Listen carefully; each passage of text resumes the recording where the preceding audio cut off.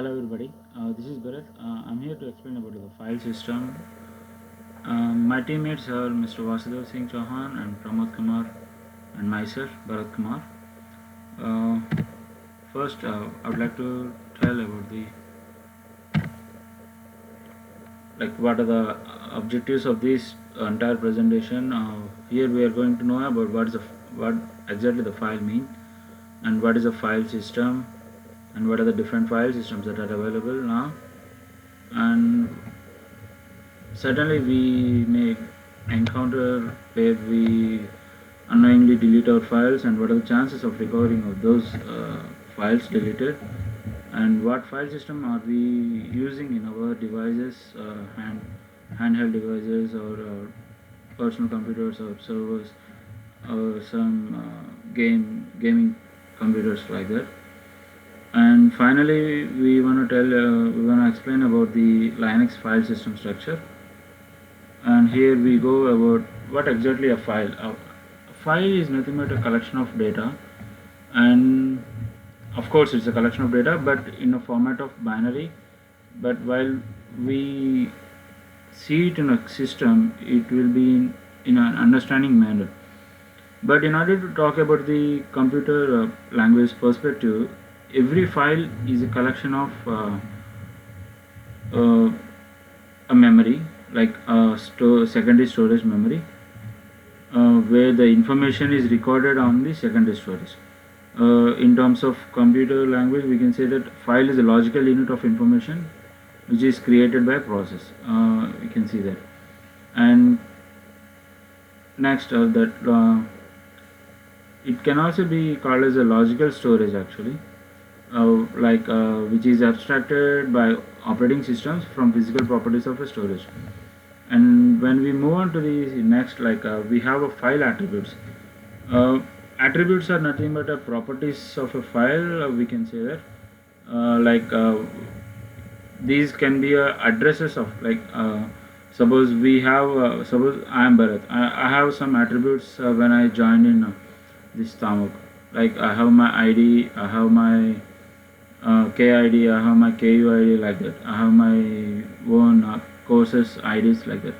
So similarly, every file will have its own attributes. Like there are certain predefined attributes like a name, identifier of name of file, identifier of file, and type of file, and the location where the file is stored, and we have also the size of the file, and protection, what kinds of authorization protections are given to that particular file. Suppose every whether the entire all the users in that particular system can see that file or can use that file, can read or write or modify that particular file. And also we have a time and date, and also user identification, where time and date is nothing but the creation of that file and modified time of that file, that particular file, and also the particular user that has created that particular file, and the user that has modified that particular file, and so on.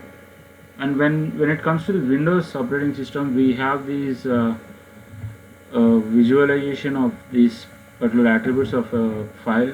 Suppose if you can see, we have a file type of text document, and we have an attribute called location and size. We have an attribute called created time and modified time, access time, and also the name of the file, so called create an ASP.NET website. And here we can also see the owner of this particular file, so called myself, and the computer of this file. And this way we can see the attributes of a file in Windows system. And when it comes to the Linux, we have we have two different, where we can see that from the command window we're typing as ls, list of the show the list of the files of the particular directory. Here we have a single file with the read write operations, and also the date of the file and the time. And even we can also see the as we do in Windows. Just like right click on the file menu, file icon, and we can see the name, type, size, location, access date, and modify date. Here we have the permissions of the particular file as the owner, access operation, access facilities like read and write, and we have others facilities like, whereas other users can only read the file. And next is of the file system. Till now we have seen the file as a group of information, and when coming into the operating system, we should have some certain methods and data structures to arrange all these entire information in a particular manner on the hard disk or on the memory. Uh, for this purpose, we adopt a name called file system. Um, File system is generally a method and data structures that can be used by an operating system to keep a track of files on disk or partition. Whereas there is the way the files are organized on the disk. It is also used to refer to a partition or disk that is used to store the files of the type of the file system. From next part, my friend Vasudev will continue. Yeah. So let's discuss about different file systems. FAT12, FAT16, FAT32, and TFS, REFS. These are generally file systems used under the Windows operating system. REFS, which is latest version, which are generally used in Windows version more than 8.1. Linux uses file system ext2, ext3, ext4. ext4 is latest one, what we are using by default in any Ubuntu operating system, what we are using. Let's talk about the iOS. iOS uses hierarchical file system plus. Solaris is BSD and Unix. Uses file system USF. USF is Unix file system. Let's talk about data recovery. If by mistake we deleted some data, what's the chance of getting it back?